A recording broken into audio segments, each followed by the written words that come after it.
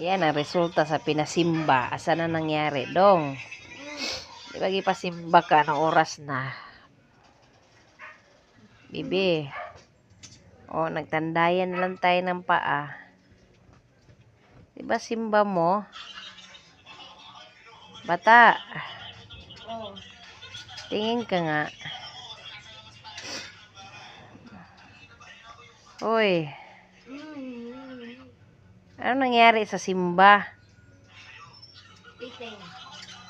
Pastilan. Uy, silip ka nga. Uy.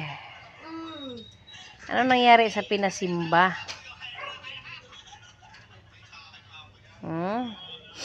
Mag-init ka ng tubig doon kaya masakit yung akong ulo ba. Mayayay si mama. Bilis na anak. Lucky.